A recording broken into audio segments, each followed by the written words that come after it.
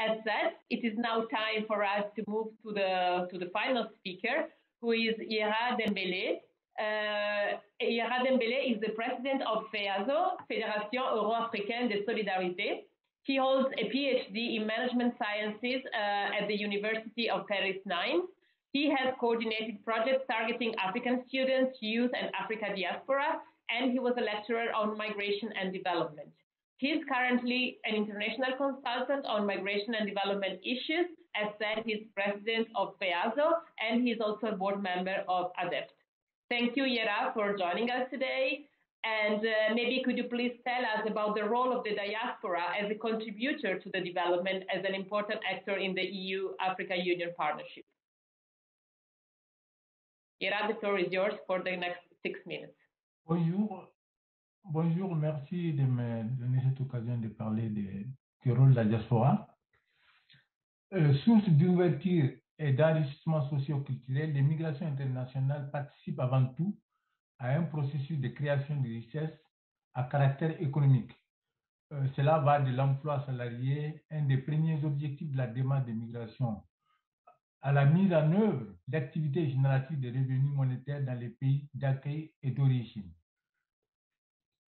Déjà, parmi les causes des migrations, on parle souvent de pauvreté, mais il s'agit plus d'une pauvreté en termes de revenus monétaires que de pauvreté tout court. Ainsi, les migrations économiques s'expliquent davantage par les recettes de revenus monétaires. Parti pour satisfaire des besoins de revenus monétaires, le migrant est tout naturellement amené à combler son absence par l'envoi d'une partie de ses revenus à la famille restée au pays.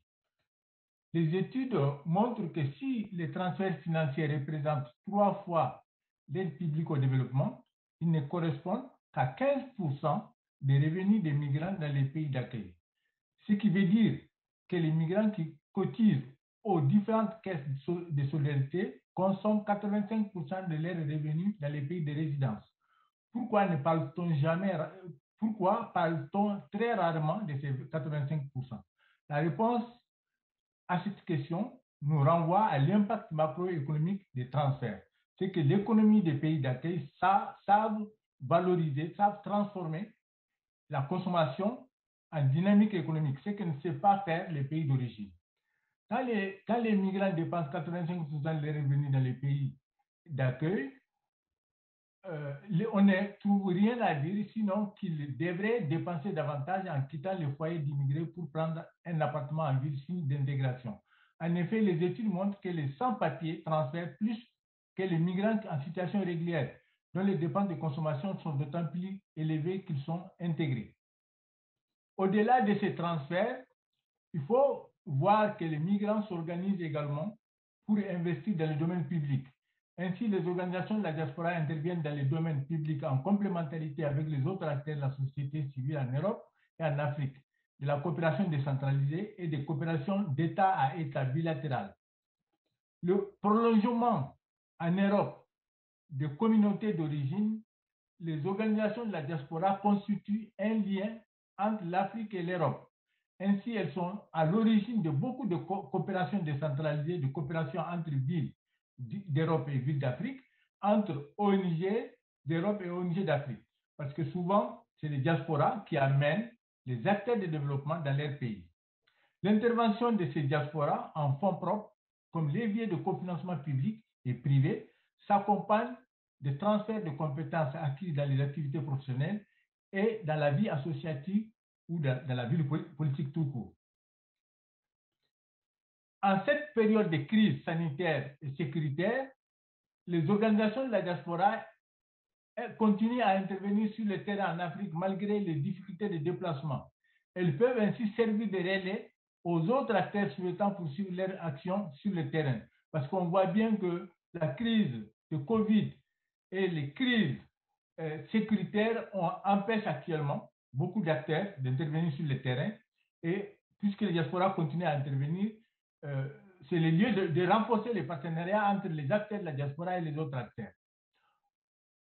Au-delà donc de l'impact des transferts financiers sur le balance de paiement des pays bénéficiaires, parce que souvent on ne parle pas souvent du fait que les transferts financiers, ça contribue tout d'abord à la balance de paiement. C'est des devises qui sont transférées et ça renforce donc les économies la dynamique macroéconomique des pays bénéficiaires. Mais là, également, la consommation. La consommation est un facteur de dynamique économique également qu'on ne soulève pas, qu'on ne relève pas souvent. L'investissement dans les pays, l'investissement dans les biens publics, les diasporas mobilisent leurs ressources, leurs compétences et des partenaires pour répondre à des besoins d'intérêt général en Europe et en Afrique. Cet engagement mérite d'être mieux connu, mieux reconnu et mieux soutenu. C'est la raison d'être des adeptes. Donc voilà, c'est la conclusion la seule recommandation que je formule dans cette intervention, c'est le renforcement des partenariats entre les diasporas et tous les autres acteurs qui interviennent sur le terrain en Afrique pour le développement. Et ce qui peut contribuer à créer des emplois sur place, parce qu'on sait bien qu'il y a beaucoup de fonds qui sont orientés sur la création d'emplois dans les zones de départ, mais ces créations d'emplois sont d'autant plus faciles que les acteurs travaillent ensemble, notamment avec les diasporas. Merci.